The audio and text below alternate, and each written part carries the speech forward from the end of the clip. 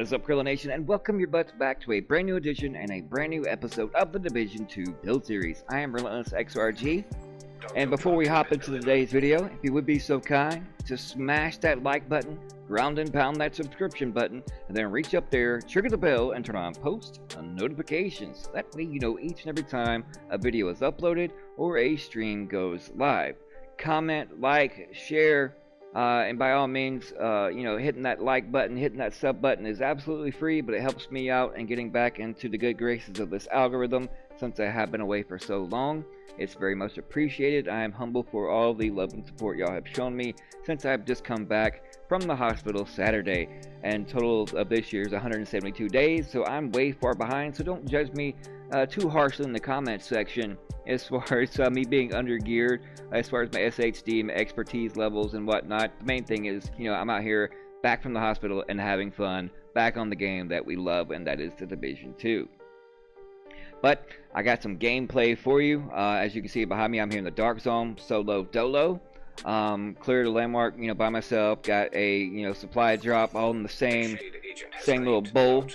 And then, I kind of did the down and dirty, just see how fast, I could actually down the dude that was putting his bag on there or whatnot. But, we won't get too far into that. So there's a little bit of PvP, a little bit of PvE action. I try to get that all in the same place, even though it's not the exact same as, going and doing like a legendary mission. But, you can do this with this build, just as you've seen me do it with the previous one, the Code Breaker. This is just the SMG variety. But anyways, enough of my rambling. Here's the gameplay. We'll see you guys and gals back here in just a moment. What's up? How you doing? Agent has become rogue. Rogue agent nearby.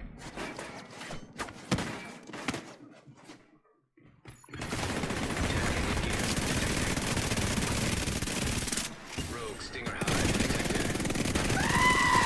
Hostile Stinger Hive detected.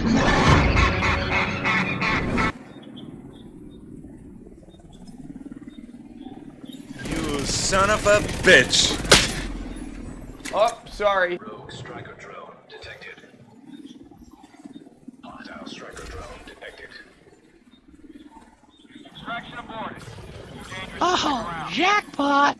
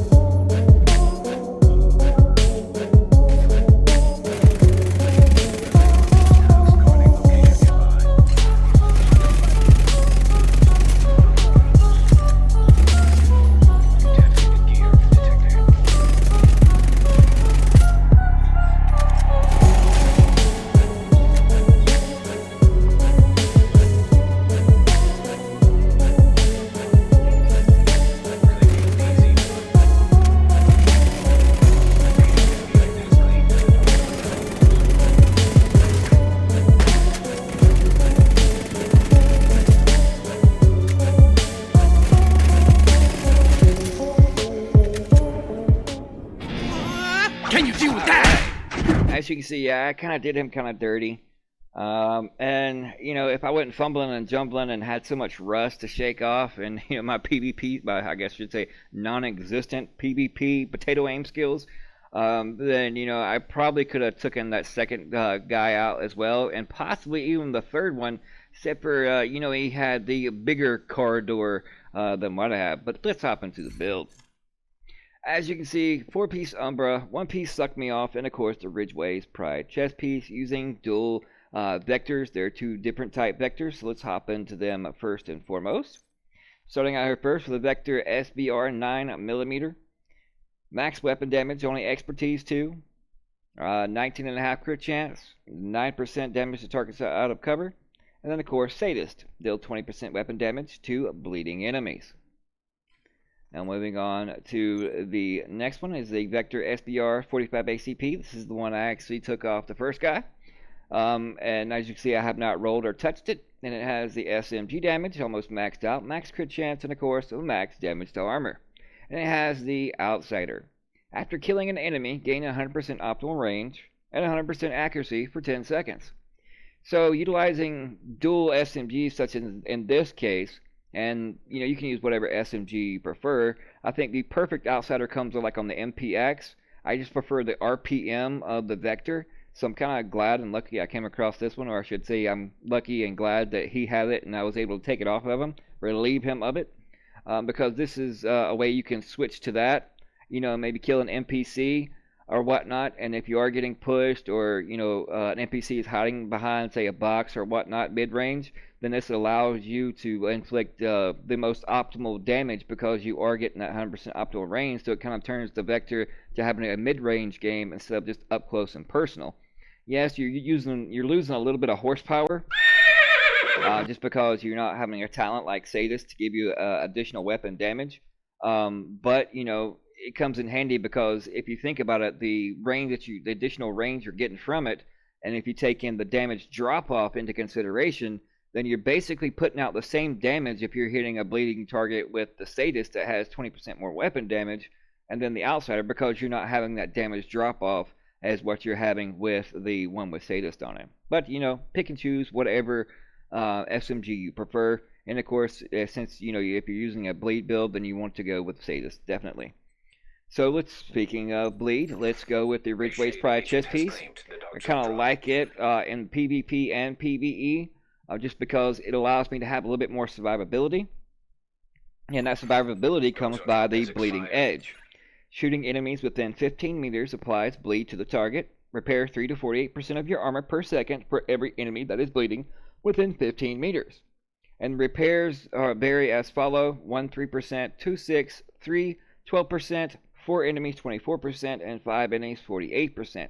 Now in the dark zone, it's kind of a filter's choice whether you want to go with, say, well, we'll get into that in a minute when we go over the backpack. But crit chance, crit damage, and then crit damage in the mod slot. But like I was saying, it's filter's choice when it comes to you want to use Wicked or Creeping Death. Wicked gives you more damage, and most people prefer it in the dark zone. But here's the conflicting thing. It's like, if you go in here solo just to do like landmarks and whatnot, generally you can, apply that bleed to multiple enemies. Usually you're going to only get maybe 2 tops. And you can use like the hive to throw it out to also, if they bunching up and rushing to you, to kind of get the more bang for your buck from the bleeding edge. But with the Creeping Death, then you just shoot one target and say you're going to get an average of 3 stacks till that bleeding edge come back to you. So that's going to be 13% armor repair coming back versus 1. And then utilizing the Umbra set, popping in and out of cover, utilizing that armor regen from that, and it kind of reinforces and kind of synergizes with one another. You just got to get that in and out of cover and that playstyle down pat, and you're kind of Gucci. Now this is a Suck Me Off backpack, crit damage in the mod slot, and of course crit damage as an attribute. I'm missing the weapon handling there. Well, not missing it, I got stuck with it. I just need a new Suck Me Off backpack, and that way I can put that crit chance on there. And then I'll show you in a minute where I'm missing a crit damage on another piece. And with those 2 pieces, switched out and getting that extra crit damage, then you're looking at in like the 170s, almost 180 crit damage. But you want to utilize like the Suck Me Off and just regular Wicked over the likes of Golem, I think it is. Don't quote me on that. I think it's Golem with the perfect Wicked, because there is no cooldown on the bleed that coming from the Ridgeway's Pride chest piece. Unlike stamina, or trauma, I should say. Stamina. Where am I getting stamina from? Huh. Maybe because I was out of stamina last night. Sorry, babe.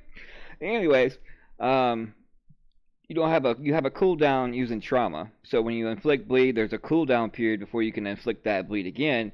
And with the perfect Wicked, yeah, you're getting that 7 additional seconds that would come in handy in that situation. But since you're using the Ridgeway's Pride, it has no cooldown on its bleed. So therefore you don't need that individual 7 seconds, and that one piece of that brand set only gives you a little bit extra status effect damage on the tick, which is only like 1 or 2k, and I'd rather get the bigger horsepower up front, Extraction helo. Almost and within range. not deal with that. And like in this case, I'm getting the weapon damage from the one piece that sucked me off versus just 10% status effect. So you can see I'm doing and inflicting more damage this way because it's a lot better than going that route. Now if I put status effect on every single piece, then yeah, that's going to be beneficial to me in the long run. But since I'm not stacking that status effect, it's null and void, and you're going to get more bang for your buck going with another brand set with a one piece bonus that's going to be better off for you than just that 10% and that 7 additional seconds. Alright, but moving on. Mask of Umbra. We got max armor, crit damage, and then a crit damage mod. In the holster, we have the 15% weapon damage and max crit damage. And the knee pads. This is where I need a better pair of knee pads. I got one down here. That's weapon damage. And, if you can play and want to venture out and risk it for the biscuit with 1.1 million armor in the DZ, by all means, go for it. I'm just not comfortable at, being that squishy in the DZ and the way these NPCs are, and just because of the rogue variety that's out there, I feel a little bit more comfortable with 1.3. And then I have this piece here that I don't know what to do with. I'm just holding on to it just because it had hazard protection on it. I figure I could probably do something with that later on. But yeah, definitely I would put crit damage on this piece here, and then crit chance that I'm missing on the backpack, and then I'd be Gucci.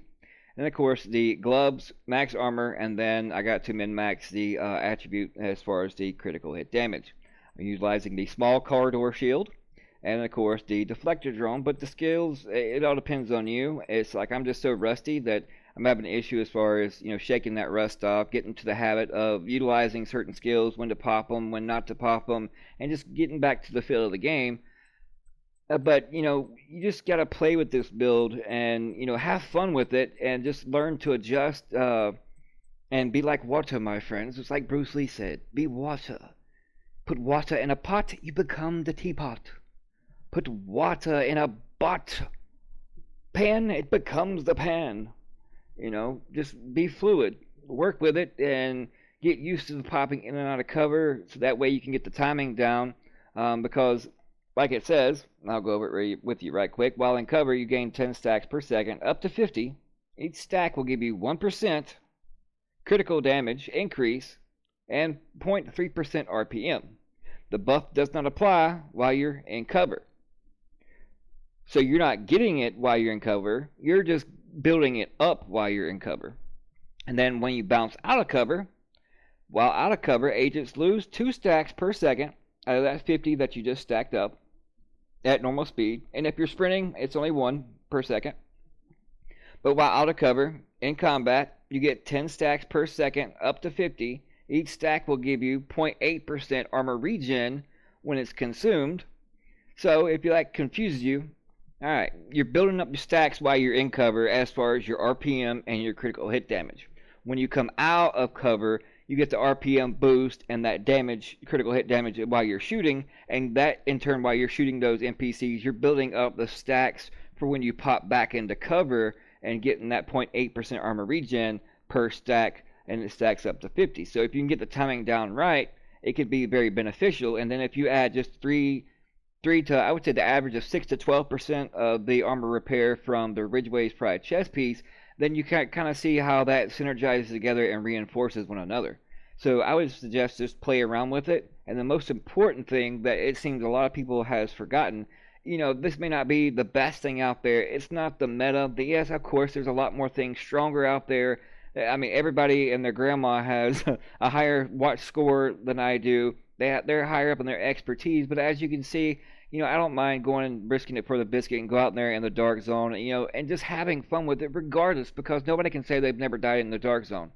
So people just take it way too seriously, and the main thing is just go out there and have fun. Don't worry about what everybody else is using, because typically in the dark zone they're using one of 3 different builds, and let them be boring and one-dimensional, and let you go out there and just be experimenting and having fun, getting used to the build and getting it dialed in. So that way, when you come back and after you're used to it, familiar with it, and I get my my expertise and everything all maxed out like them, then then we'll go at it again and we'll see who comes out on top. But it doesn't really matter who comes out on top because it's just a game and it's meant to be having fun. So I'm gonna go out there and laugh and have fun and just die if I have to, and then just come right back out and go my merry little way. And if other rogues come to it, then I'll deal with them when that situation comes at hand. But unless you're going out there looking for a fight, if that gets your jollies, then by all means go for it. But still, don't take it too seriously. Just have fun, and that's the main thing. And like I always say, thank you for all the love and support. Try to be a better person tomorrow than what you were today. Appreciate, love you guys. Thank you, Gorilla Fam, and we'll see you fudging later.